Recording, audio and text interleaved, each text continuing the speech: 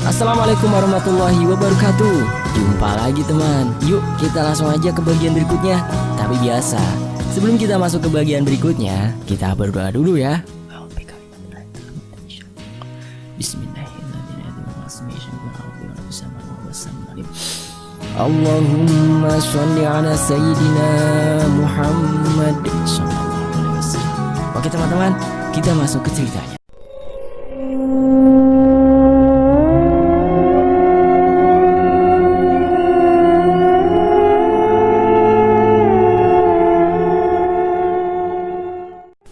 Asal mula nama Salahan. Nama Salahan diambil dari kata salah yang berarti menggelepar. Teman-teman pernah lihat ayam yang disembelih? Saat ayam habis disembelih kan tidak langsung mati tuh, masih sempat menggelepar gitu. Nah, seperti itulah gambaran arti kata salah dalam bahasa setempat. Lalu kenapa tempat ini dinamakan Salahan? Jadi ceritanya begini teman-teman. Konon pada zaman dahulu kala ada serombongan prajurit yang melarikan diri karena kalah berperang. Prajurit dari mana? Ini masih simpang siur. Ada yang bilang prajurit Majapahit, ada juga yang bilang prajurit Mataram. Ya, namanya juga cerita turun-temurun. Makin kesini makin kabur kebenaran ceritanya, karena sering ada yang suka menambah-nambahi atau mengurangi saat menceritakannya. Kembali ke pokok cerita. Jadi rombongan prajurit ini melarikan diri karena kalah berperang dan pemimpin mereka terluka parah gitu teman-teman. Namun meski terluka parah dan sudah dipastikan tidak akan selamat, sang pemimpin ini tetap dibawa oleh anak buahnya dengan tandu. Ini dilakukan agar sang pemimpin tidak ditangkap dan ditahan oleh pihak musuh. Namanya juga pemimpin, orang penting, jadi meski sudah mati pun tetap akan diamankan. Saat dalam pelarian, rombongan ini sempat singgah di beberapa tempat untuk beristirahat teman-teman. Dan setiap singgah di suatu tempat, mereka selalu memberi nama pada tempat-tempat tersebut.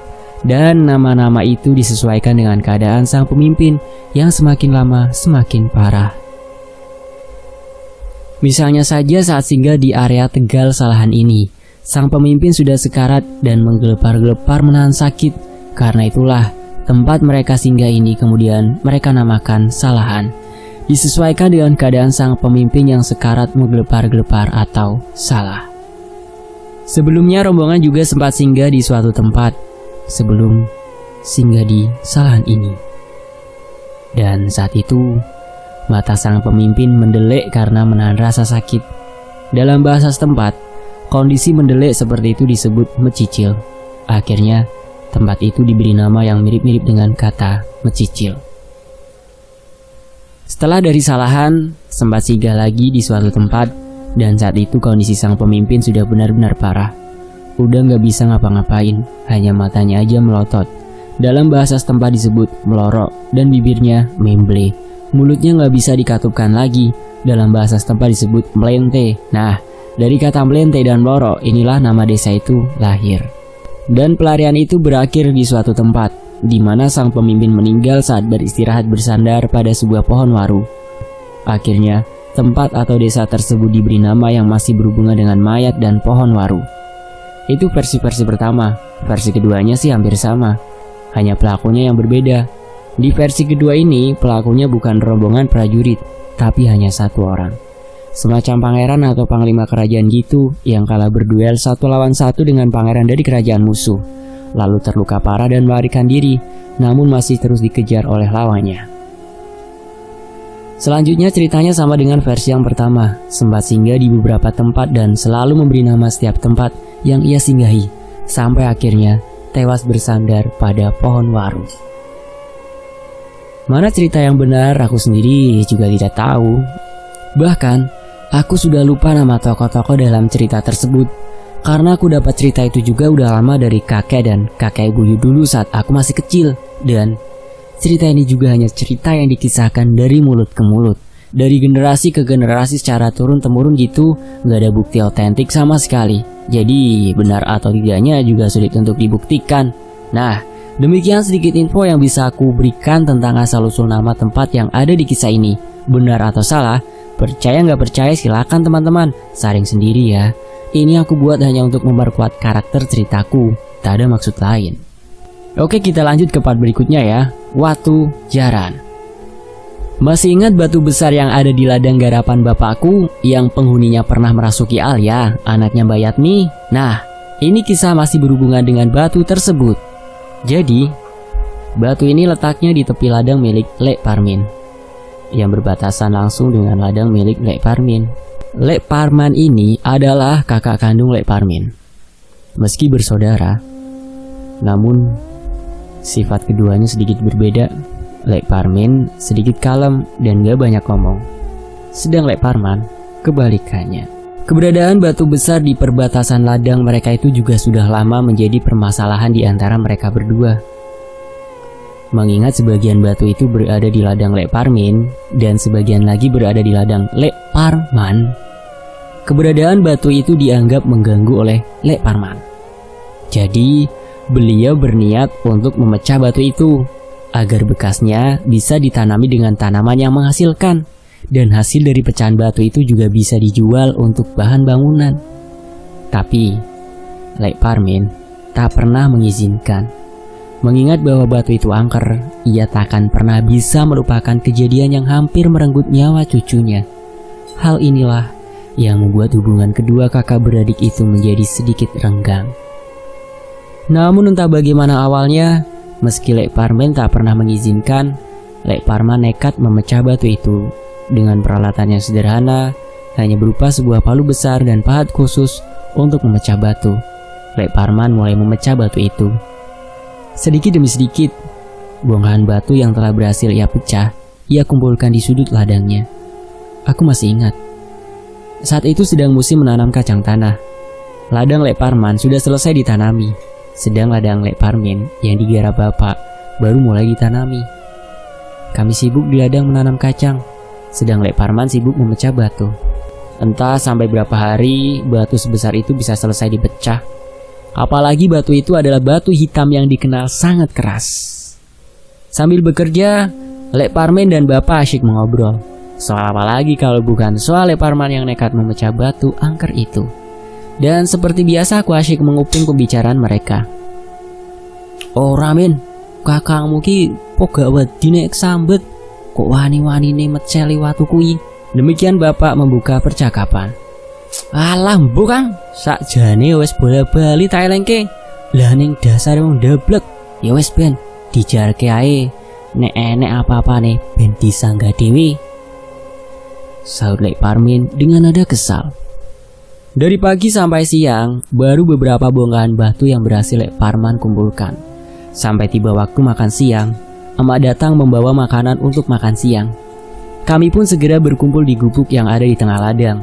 Tak lupa, Lek Parmin memanggil kakaknya untuk diajak makan siang bersama.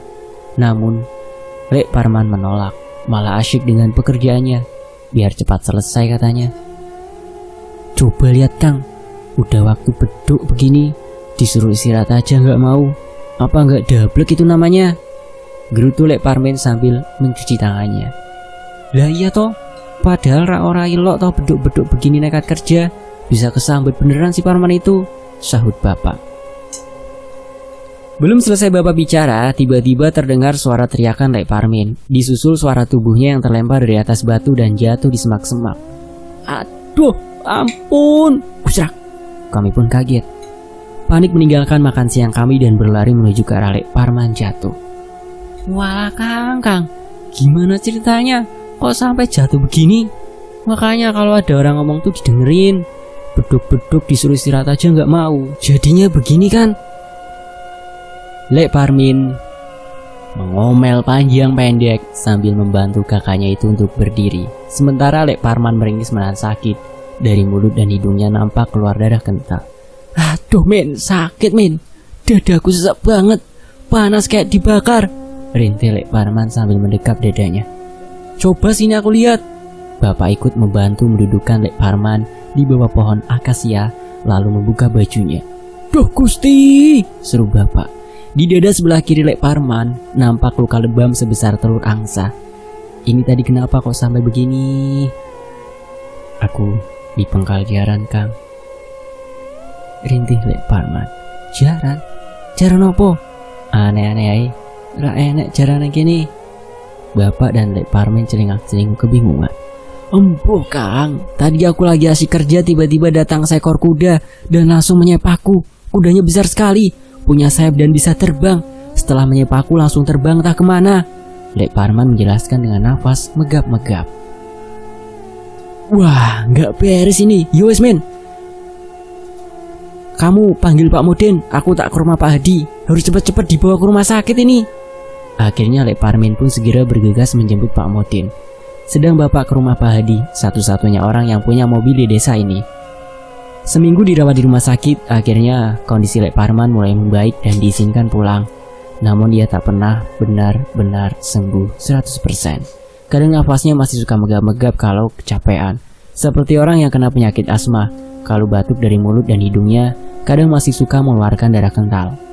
Berkali-kali masuk rumah sakit, namun kondisinya tak juga membaik. Sampai beberapa bulan kemudian, Tuhan berkehendak lain. Lek Parman pun menghembuskan nafas terakhirnya. Innalillahi wa inna ilaihi raji'un. Sampai detik ini, batu besar itu masih ada, dengan bekas pahatan-pahatan Lek Parman. Bongkahan yang telah berhasil ia kumpulkan di sudut ladangnya juga masih teronggok di situ. Tak seorang pun yang berani mengusiknya. Dan sejak kejadian itu, orang-orang menyebut batu itu dengan sebutan Watu Jaran, yang artinya batu kuda. Oke, kita lanjut ke part berikutnya ya, Sang Pertapa. Tempat-tempat yang dianggap keramat atau angker biasanya selalu menarik perhatian orang, entah karena penasaran atau ada maksud-maksud lain. Begitu juga dengan Tegal Salahan. Pernah ada beberapa kali orang yang datang, entah dari mana, dengan tujuan yang bermacam-macam. Ada yang katanya datang untuk mengambil benda-benda keramat semacam pusaka keris, batu bertuah, dan lain-lain. Ada juga yang katanya datang untuk mencari wangsit, sampai mencari kode nomor buntut. Di zaman itu sedang marak-maraknya perjudian berkedok sumbangan dana sosial yang bernama SDSB, teman-teman. Semacam judi togel gitu kalau sekarang. Aku sering tuh disuruh sama bapakku buat beliin kuponnya di warung, lumayan. Kalau tembus dapat tambahan uang jajan. Seperti hari itu, Mbah Kromo yang sedang sibuk menyiangi tanaman padi di sawahnya, tiba-tiba didatangi oleh seorang laki-laki yang mengaku datang dari kota es. Sebut saja namanya Pak Darmo. Jadi Pak Darmo ini mengaku kalau mendapat wangsit melalui mimpi, bahwa beliau bisa mendapatkan sebuah keris bertuah jika melakukan tirakat di kali kecil dekat sawah Mbah Kromo. Mbah Kromo sih tidak keberatan lahannya dipakai buat tirakat, selama tidak mengganggu dan tidak melakukan hal-hal yang menjadi pantangan di tempat itu. Apalagi Mbah Kromo juga mendapat amplop yang isinya lumayan besar. Sepertinya orang itu adalah orang yang sangat kaya, datang dengan mobil Suzuki Carry. Zaman itu mobil Suzuki Carry lagi booming-boomingnya, dan dananya juga necis. Mungkin ia pengusaha atau pedagang batik yang sangat sukses, mengingat kota es sangat terkenal dengan batiknya. Setelah mendapat izin dari Mbah Kromo, Pak Darmo pun memulai ritualnya. Diawali dengan membakar dupa dan menaruh sesajen lengkap dengan kembang 7 rupa. Dilanjutkan dengan bersemedi di atas batu besar di pinggir kali, duduk bersila, mata terpejam rapat, dan telapak tangan ditangkupkan di depan dada. Malam pertama, godaan mulai datang. Hujan turun hampir semalam suntuk. Namun, godaan itu tak menyurutkan tekad Pak Darmo. Terbukti keesokan harinya, saat orang-orang berangkat ke sawah, masih melihat Pak Darmo masih tetap dalam posisi semedi, dengan tubuh dan pakaian basah kuyup. Mbah Kromo yang pagi itu juga datang ke sawah, sempat mengecek keadaan Pak Darmo. Tentu saja dari jarak yang agak jauh, takut mengganggu semedinya. Ternyata masih bernafas, berarti masih hidup, batin Mbah Kromo sambil berlalu menuju ke sawahnya. Sampai siang, panas yang begitu terik menyengat, tak juga menggoyahkan tekad Pak Darmo. Posisinya masih tetap seperti kemarin. Sambil bekerja, sesekali Mbah Kromo melirik ke arah Pak Darmo. "Hebat ya Mbah," kata Lek Marno yang siang itu singgah ke gubuk di sawah Mbah Kromo, sekedar numpang istirahat sambil minta minum dan tembakau rokok tingwe. Orang bisa betah duduk begitu sampai berhari-hari, tanpa makan, tanpa minum, bahkan tanpa bergerak sama sekali. Apa nggak pegel tuh kakinya? Hush, Ojo dirasani, ra ilok ngrasani wong nembe lelaku. Sentak Mbah Kromo sambil meracik rokok tingwenya. Orang rasani lho Mbah, cuma heran saja. Lek Marno menyulut rokok tingwenya lalu menghisapnya dalam-dalam. Nikmat sekali kelihatannya. Orang kelihatannya sudah kaya, berkecukupan, punya mobil malah. Lah kok mau-maunya menyengsarakan diri seperti itu? Sak jero-jero ning segara le, iso dijajaki. Ning jero ning ati menungso, sapa sing ngerti? Sak lembut-lembute banyu wis lembut ati ning menungso. Ujar Mbah Kromo setelah menyeruput teh Ginastel. Maksudnya Mbah? Lek Marno penasaran. Halah, bocah mendo, mosok ngono ae ra mudeng. Ndak paham aku Mbah. Lek Marno terkekeh. Sebenarnya ia hanya ingin memancing Mbah Kromo. Orang tua yang satu ini memang terkenal bijak. Setiap bicara pasti disisipi dengan petuah-petuah atau nasihat yang sangat dalam maknanya. Jadi gini Cah Bagus, kita tidak bisa menilai orang dari luarnya saja. Mungkin seseorang terlihat kaya di mata kita, tapi dalam hatinya kita tidak tahu toh.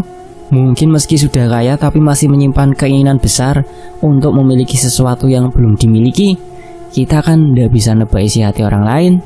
Orang yang terlihat kaya dari luarnya belum tentu kaya juga hatinya. Sudah punya banyak tapi masih ingin mendapat yang lebih banyak lagi. Begitu juga sebaliknya orang yang terlihat miskin harta belum tentu miskin juga hatinya. Meski hanya punya sedikit tapi selalu bersyukur, bahkan masih mau berbagi meski hidup kekurangan. Watak manusia kan berbeda-beda Mbah Kromo menerangkan panjang lebar, dan Dek Marno merasa puas mendapat wejangan yang sangat berguna itu. Tetapi Mbah, alah kowe gitu man, orang mau kerja kok malah diajak ngobrol. Kalau mau ngobrol nanti malam saja datang ke rumah Mbah. Jangan lupa bawa gula teh sama tembakau. Gerutu Mbah Kromo yang disambut gelak tawa Lek Marno. Ia tahu Mbah Kromo hanya bercanda. Mereka pun kembali sibuk dengan pekerjaannya masing-masing. Sampai tiba saatnya untuk pulang, meninggalkan Pak Darmo yang masih khusyuk dengan semedinya. Malam harinya, kembali godaan datang. Angin bertiup sedikit kencang, membawa hawa dingin yang menusuk tulang, disusul dengan suara-suara tanpa wujud. Dan aroma-aroma aneh yang datang silih berganti. Sekejap tercium aroma wangi melati, sekejap berganti dengan bau busuk bangka yang memualkan perut. Pak Darmo tetap meneguhkan tekadnya, sedikit pun tak bergeming dari posisi duduknya. Meski ia merasa godaan-godaan itu semakin kuat, seolah ada yang berkelapak terbang menyambar-nyambar kepalanya. Lalu sesuatu yang lengket dan ingin merayap di pahanya, disusul dengan kekuatan tak terlihat yang seolah menghimpit tubuhnya dari segala penjuru, depan belakang, kiri kanan, atas dan bawah. Lalu mendadak semua itu menghilang. Tak ada lagi suara-suara tanpa wujud, tak ada lagi aroma-aroma aneh, sunyi, sepi dan senyap yang dirasakan Pak Darmo. Sampai ia bisa mendengar dengan jelas suara detak jantungnya sendiri. Beberapa saat kemudian, sayup-sayup Pak Darmo mendengar suara bisikan di telinganya. Suara perempuan. Menungso, duwe kekarepan opo dene sira nganti kedarang-darang tarak broto ana ing papan kene. Demikian bisikannya didengar oleh Pak Darmo. Dahyang semara bumi kang reksa ing papan kene.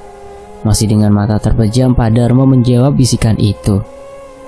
Nyat ingsun tratak broto ana ing papan kene.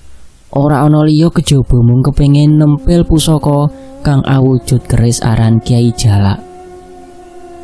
Terdengar suara tanpa wujud itu tertawa melengking. Tidak semudah itu wahai anak manusia.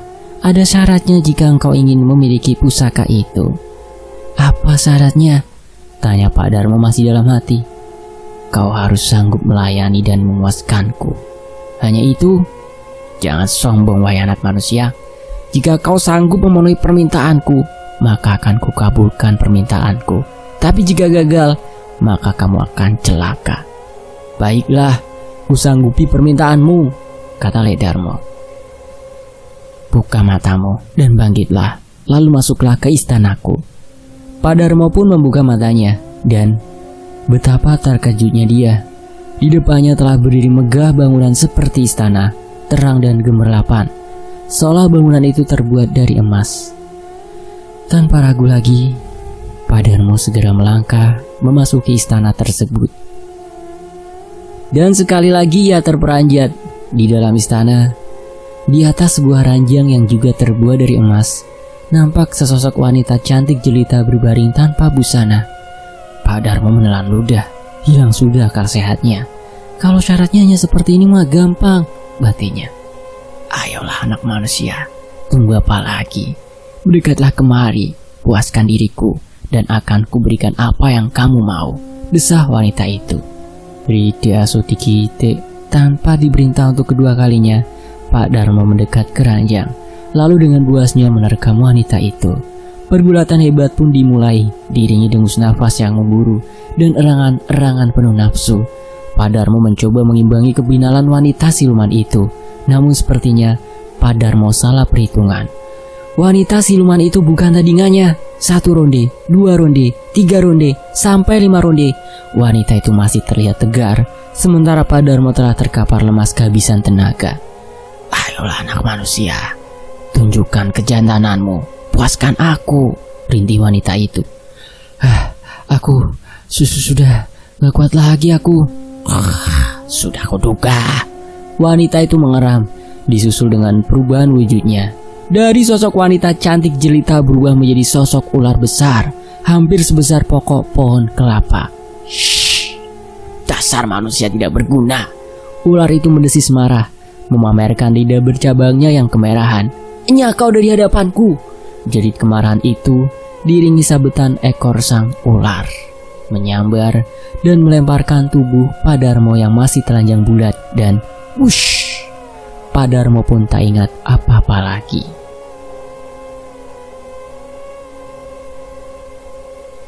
Keesokan harinya, desa Kedung Jati kembali geger. Mbah Kromo nampak berlari dari arah Tegal Salahan menuju ke arah desa sambil berteriak minta tolong. Oh no, Mbah, esok-esok kau wis bengok-bengok, tanya Kang Bejo, orang yang pertama kali ditemui Mbah Kromo. Waduh, ketiwasan Kijo, enek wong temangsang ning barongan ori ning Tegalku, jawab Mbah Kromo dengan nafas terengah-engah. Loh kok bisa Mbah? Tanya Kang Bejo lagi keheranan. Wes terasa cerewet, ayo gendang ditulungi, golek kanca, ojo lali nggawa ondo karo sarung, sentak Mbah Kromo. Sarung Mbah? Buat apa bawa sarung segala? Kang Bejo makin bertambah heran. Kowe iki dikandani wong tuwek kok ngeyel wae. Pokoknya sudah sana, ajak temen 3 atau 4 orang, sama bawa tangga dan sarung. Mbah Kromo makin sewot dengan nafas yang masih kembang kembis. Sontak Kang Bejo segera mengajak beberapa orang tetangga menuju ke ladang Mbah Kromo, sambil membawa sebuah tangga bambu dan sehelai kain sarung, sesuai permintaan Mbah Kromo. Meski mereka juga bingung, buat apa pakai bawa sarung segala. Barulah setelah sampai di tempat yang dituju mereka paham, di sana, di atas barongan ori, atau sejenis rumpun bambu yang memiliki banyak ranting berduri, yang mana ranting-ranting itu saling bertautan, membentuk jalinan ranting berduri mengelilingi rumpun bambu tersebut. Nampak sesosok tubuh laki-laki tanpa busana tersangkut.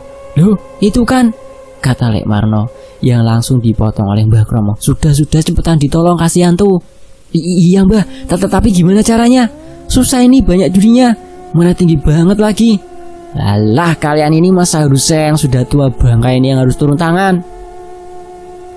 Mendapat semprotan dari Mbah Kromo, mereka pun bergegas memasang tangga. Lalu Lek Marno mencoba naik. 2 orang lagi memegangi tangga dari bawah, yang lain jadi penonton sambil berteriak-teriak memberi instruksi. Sedang Mbah Kromo duduk bersandar di bawah pohon angsana. Sepertinya beliau sudah kecapean berlari-lari dan berteriak-teriak dari tadi. Akhirnya Lek Marno sampai di atas, tapi dia kebingungan bagaimana caranya menurunkan orang yang sedang pingsan ini. Tak mungkin juga digendong. Untuk naik ke situ seorang diri aja sudah susah payah. Kaki dan tangannya banyak luka tergores duri-duri yang tajam. Woi, gimana ini cara menurunkannya? Orangnya masih pingsan nih, teriak Lek Marno. Digendong saja Lek, pakai kain sarung ini, Jawab salah seorang yang di bawah sambil mengibarkan sarung yang dibawanya. Gendong dengkulmu, berat tahu, badannya gede banget. Mana telanjang lagi, jijiki. Masa suruh gendong, gak mau aku. Wes jatuhin saja Le, biar kita tangkap, usul yang lain. Goblok, teriak yang lain. Bisa modar orang itu kalau dijatuhin. Lah terus gimana? Memang gak bisa dibikin sadar dulu Le, biar turun sendiri lewat tangga. Ada yang bawa minyak kayu putih ndak? Nggak ada minyak kayu putih, adanya balsem. Ya udah wes, balsem ndak apa-apa. Sini lemparin ke atas, sekalian sama sarungnya. Waduh, kenapa tadi ndak sekalian dibawa naik sih sarungnya? Akhirnya setelah melalui perjuangan yang panjang, orang itu berhasil disadarkan dan meski masih agak linglung tapi bisa dipandu untuk turun lewat tangga. Keadaan laki-laki itu sangat mengenaskan. Tubuhnya penuh luka terkena duri-duri yang tajam. Dan sepertinya ia juga demam, badannya panas dan menggigil, meski sudah diselimuti dengan kain sarung. Akhirnya orang itu dibawa ke rumah Mbah Kromo, dikasih makan minum, luka-lukanya diobati, dan disuruh beristirahat. Sampai 2 hari barulah laki-laki itu sembuh dan menceritakan semua pengalamannya. Oh, sampean itu dijahili sama si Glugu, kata Mbah Kromo setelah mendengar cerita Pak Darmo. Si Glugu? Pak Darmo tercekat. Iya, ular besar itu, biasa kami sebut si Glugu karena tubuhnya emang sebesar glugu, pokok pohon kelapa. Dia memang sering menampakkan diri di situ, tapi biasanya tidak pernah sampai nyelakain orang loh. Tapi kok saya sampai dicelakain, Mbah? Lah itu kan sampean yang harusnya lebih tahu. Kok malah nanya ke saya loh? Sindir Mbah Kromo. Pak Darmo tersipu malu. Ya sudah, sekarang sampean sudah sehat, lebih baik sampean pulang saja. Nggak usah mikirin pusaka-pusaka segala macam. Saya nggak bermaksud ngusir sampean loh. Tapi apa nggak kasihan sama anak istri sampean yang nunggu di rumah? Kalau sampean sampai kenapa-kenapa di sini. Akhirnya, setelah mendapat ujangan panjang lebar dari Mbah Kromo, Pak Darmo pun pamit pulang. Tak lupa kembali menyelipkan sebuah amplop besar ke saku Mbah Kromo sambil berkali-kali mengucapkan terima kasih.